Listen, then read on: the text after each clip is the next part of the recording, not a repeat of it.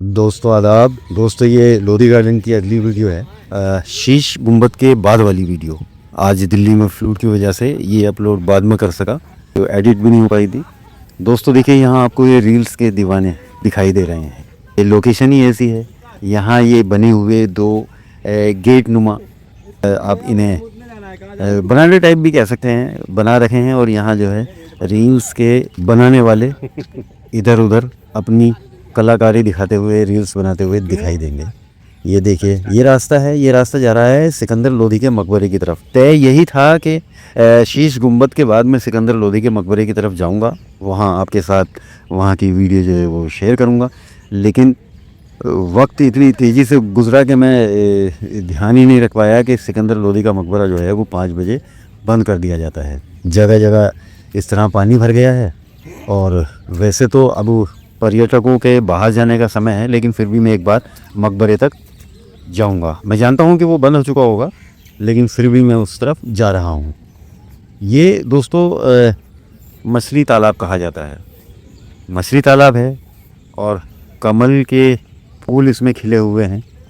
इसके अलावा और भी यहाँ जो देख सकते हैं आप, क्या बेहतरीन लोकेशन है, क्या नज़ारा यहाँ का दिखाई दे रहा है। घने वृक्षों से घिरी हुई ये जगह, यहाँ बैठ कर के आप घंटों बिता सकते हैं और वो बिताए हुए पल आपको बरसों बरस याद रहेंगे, बल्कि मैं तो कहूँगा कि हमेशा याद रहेंगे।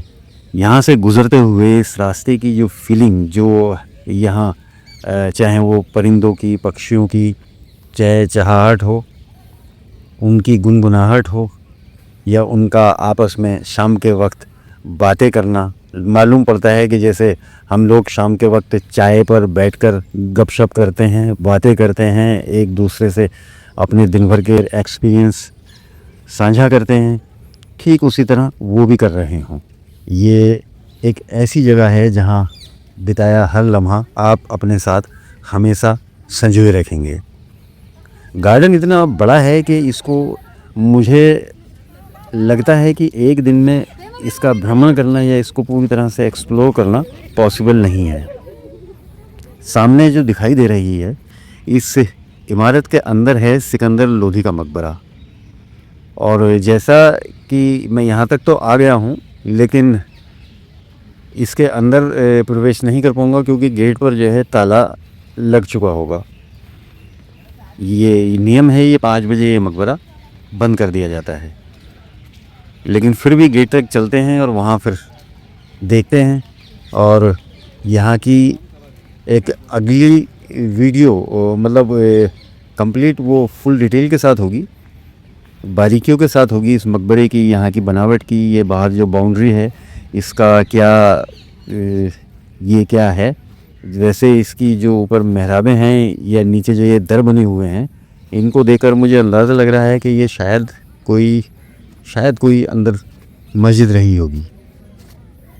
अमूमन वैसे लोधी कालीन जितनी भी इमारतें हैं, मैंने देखा है उनमें कि पहले वहाँ वो मस्जिदें थीं और बाद में उनमें मकबरे बना दिए गए या कब्रें बना दी गई। ज़्यादातर ऐसा ही है।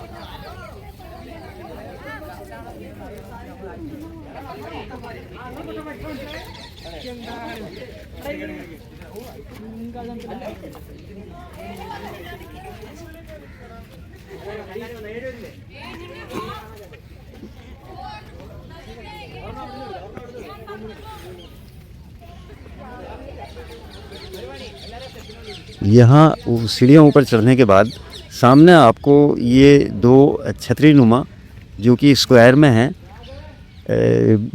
बुर्जियाँ बनी हुई दिखाई देंगी। इनमें बाद में चलेंगे। ये एक और सामने एक छोटी सी दीवार में दर बना हुआ है, और मुझे इस दर का अभी तात्पर्य वही लग रहा है कि यहाँ भी शायद मस्जिद का ही काम लिया जाता रहा होगा।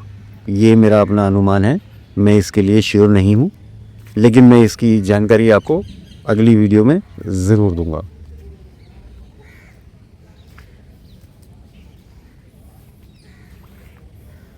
ये वो गेट है जो सिकंदर लोधी के मकबरे के अंदर हमें ले जाता है। वो सामने दिखाई दे रहा है सिकंदर लोधी का मकबरा।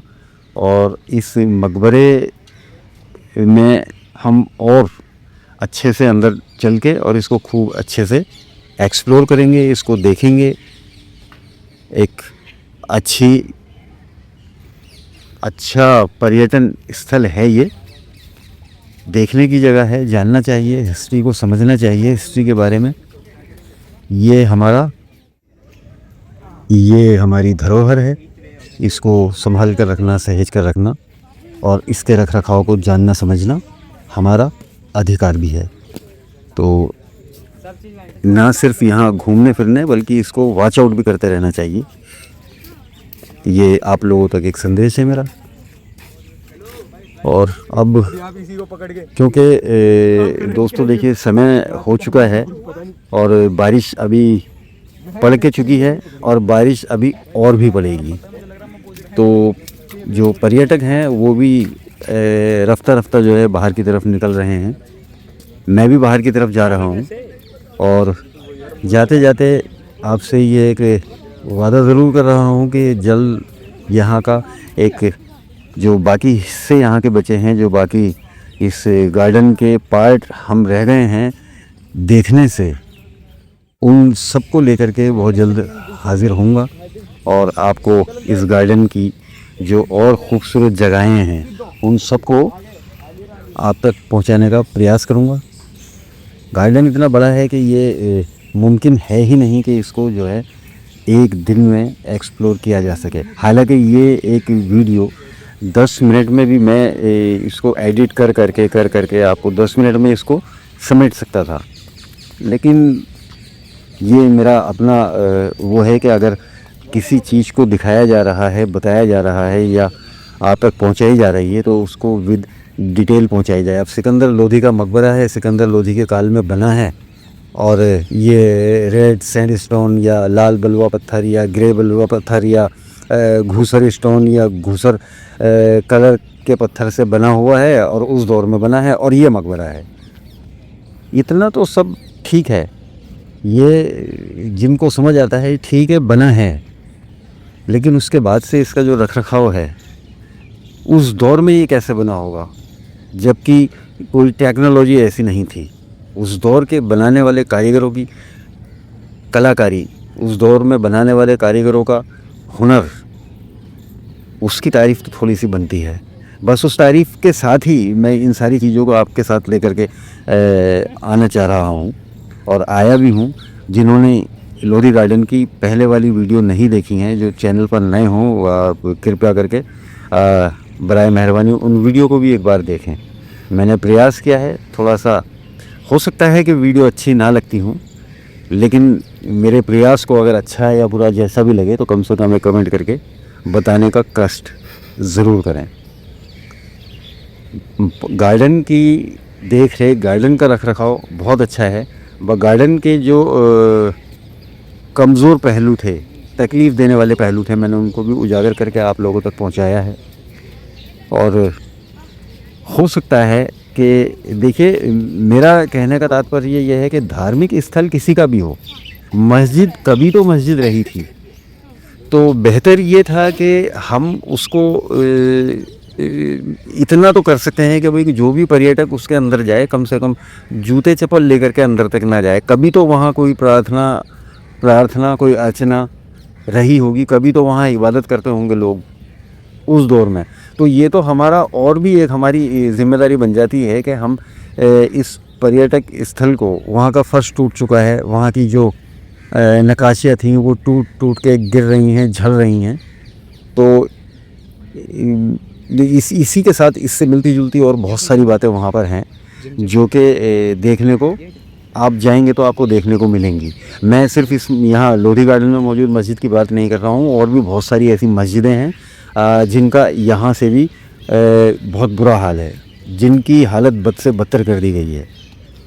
तो मैं जानता हूँ कि बात बहुत आगे तक नहीं जाएगी और ना ही इस पर कोई अमल होगा, लेकिन ये जो बात अच्छी नहीं लगी उसको कहना चाहिए, उसको बताना चाहिए और आप लोगों तक पहुंचाना। मतलब ये है कि देखिए, मेरा मानना क्या है, सच्चाई यही है कि पब्लिक से बड़ी ताकत कोई हो ही नहीं सकती और ना किसी दौर में हुई। आप इतिहास उठा करके देख लीजिए, बड़े बड़े तख्ते पब्लिक नहीं पलटे हैं।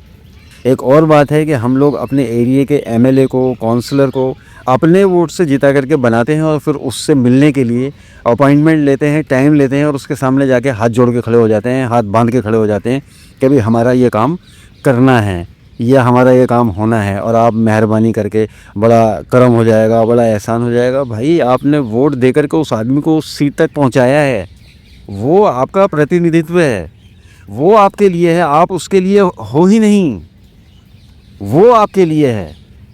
तो इसलिए थोड़े से अपने अधिकारों को भी जानने समझने का प्रयास कीजिए। मैंने बहुत सारी ऐसी चीज़ें देखी हैं कि लोग जिस जगहों पर ज़रूरत नहीं होती वहाँ एमएलए और काउंसलर के पास पहुँच जाते हैं। थाने से कोई पुलिस वाला किसी की कोई कंप्लेंट, शिकायत, कोई एफआईआर दर्ज हुई है किसी के ख़िलाफ़, वो उसको लेने के लिए या बुलाने के लिए या पूछताछ के लिए आया, वो लेके एमएलए काउंसलर के पास चले जाते हैं, जबकि उसका ना तो किसी एमएलए का, किसी काउंसलर का ये अधिकार है कि वो थाने के किसी काम में हस्तक्षेप कर सके। ये जानना समझना ज़रूरी है। हालांकि ये टॉपिक नहीं है, लेकिन ये बात मुझे याद आ गई तो मैंने अपनी बात रख दी। इसलिए मैं कहता हूँ कि आप हर चीज़ को, यहीं को नहीं, आप अपने घर, अपने मोहल्ले को, अपने आसपास भी थोड़ा सा नज़र बना करके रखिए। चलिए खैर, ये हम विषय से भटक रहे हैं, वापस इसी जगह पर आते हैं। तो दोस्तों, ये लोधी गार्डन की वीडियो मैंने जितनी भी आपको दिखाई हैं, आप इनको एक बार चैनल पर विज़िट करके देख लीजिए और अगर आप नए हों चैनल पर तो इसको सब्सक्राइब भी कर लीजिए और वीडियो अगर पसंद आई हो, ज़रा भी पसंद आई हो, तो इसको लाइक शेयर करके अपने यार दोस्तों के साथ साझा भी ज़रूर कीजिएगा। आपसे मुझे यही कहना था। इसी उम्मीद के साथ मैं आप सभी लोगों से अब इजाज़त चाहता हूँ और कोशिश करते हैं बहुत जल्द एक बहुत अच्छी वीडियो को लेकर के मुलाकात करते हैं। और आगे जब भी लोधी गार्डन की मैं और डिटेल वीडियो बनाऊँगा तो आप सभी लोग उसमें शामिल होंगे और इस परिवार में भी, YouTube channel true vision official YouTube channel के परिवार में भी आप जुड़ चुके हैं और जुड़े रहेंगे। तो दोस्तों, बहुत बहुत शुक्रिया आपका, बहुत बहुत धन्यवाद। अपना ख्याल रखिएगा, अपनों का भी ख्याल रखिएगा। जय हिंद दोस्तों।